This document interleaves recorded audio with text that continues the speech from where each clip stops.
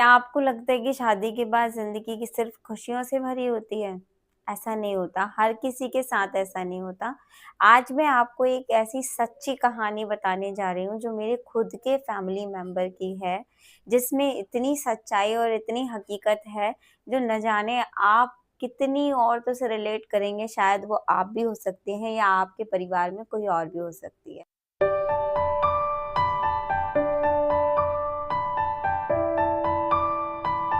होती है।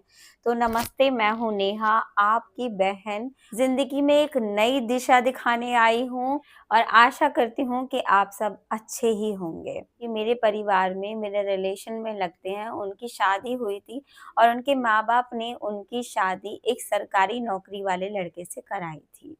जैसे कि हर माँ-बाप का सपना होता है कि नौकरी वाला हमारा होना दामाद चाहिए क्योंकि वो हमारी बेटी को ज़्यादा खुश रखेगा, ज़्यादा पैसे देगा, घर में बहुत सारी खुशियाँ लाकर रख देगा। उन्होंने अपनी बेटी की शादी में बहुत सारा दहेज दिया और एक सरकारी नौकरी वाले लड़के से उसकी शादी करा दी। लेकिन के बाद ज़्यादा समय नहीं हुआ, शादी के 5-6 महीने बाद ही लड़की के साथ वहाँ पर अत्याचार होना शुरू हो गया। अब्यूज़ केवल मारपीट नहीं होता, अब्यूज़ आपको ताना मारना होता है, आपके साथ बुरा बर्ताव करना होता है, आप पर दबाव जमाना होता है। अब्यूज़ बहुत तरह का होता है, जो आप भी समझ सकते हो शायद आपके साथ हो रहा होगा।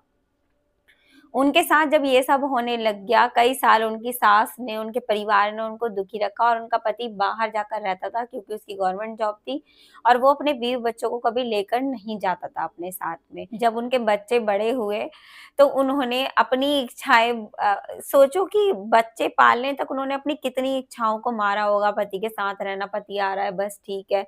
बहुत सारी अपनी इच्छाओं को दबाया और जब उनके बच्चे बड़े हुए, उन्होंने सोचा कि मैं भी अपने हस्बैंड के साथ जाकर बाहर रहूँ। उन्हें खुद का सरकारी फ्लैट मिला हुआ था और जब वो जाकर रहने लगी तो क्योंकि उनके पति को अकेले रहने की आदत थी, तो उनके पति ने अब उन्हें घर से निकालने के नए-नए बहाने बनाना शुरू कर दिया। वो इंसान रोज़ शराब पीकर आने लगा, अपनी बीवी को गालियाँ देता, शराब पीता और एक दिन नौबत ऐसी आ गई कि उनको मारने-पीटने भी लग गया।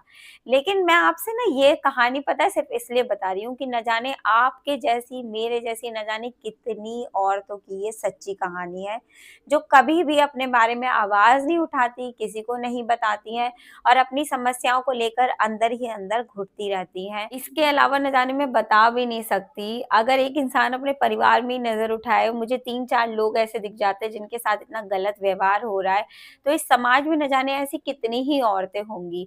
लेकिन मैं सिर्फ़ ये पूछना चाहती हूँ कि आप लोग आज तक चुप क्यों हैं? कभी अपने अधिकार की बात क्यों नहीं करते? कभी अपने लिए बात क्यों नहीं करते? कौन-सा ऐसा डर है जो आपको सताता है?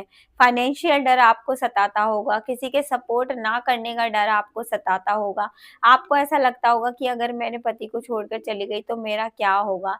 तो दोस्तों वहाँ पर भी पिट कर या अब्यूज़ सहकर आपका क्या ही हो रहा है? अपनी ज़िंदगी को आप घुट कर जी रहे हो, आप खुश होकर नहीं जी रहे हो।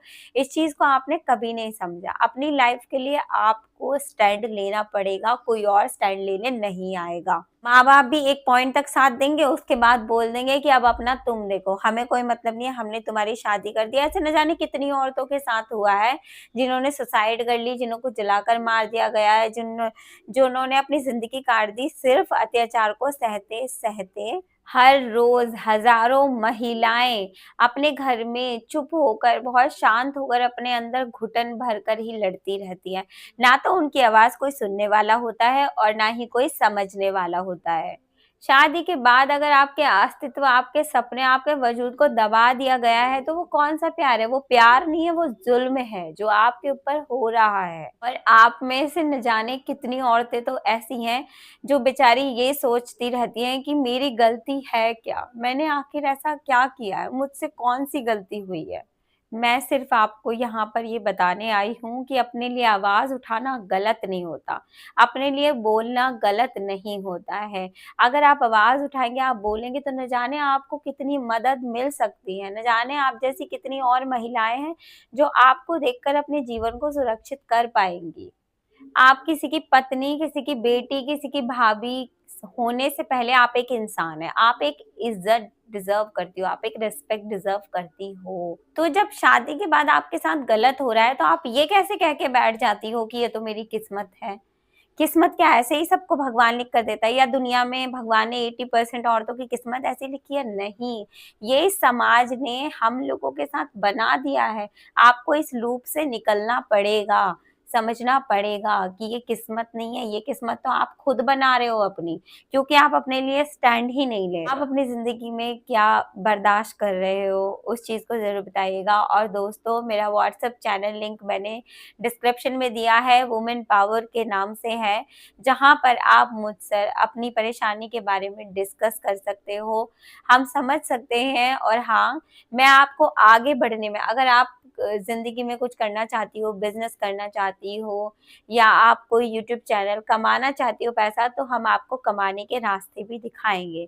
उसमें भी हम आपको समझाकर आपकी मदद करेंगे, आपको सही दिशा दिखाएँगे। तो आप इस चैनल से ज़रूर जुड़िएगा और अभी इस चैनल को सब्सक्राइब कर लो, क्योंकि न जाने बहुत सारी ऐसी महिलाएँ हैं जिन्हें सही समझ की बहुत ज़्यादा ज़रूरत है।